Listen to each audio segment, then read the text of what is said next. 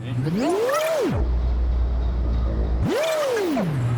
mag-iwa tayo ng manok at chicken. Turuan ko kayo para sa kunting kaalaman ko sa fried chicken. Itong chicken namin, boneless na to. Hiwain natin ng 100 grams to 95 grams.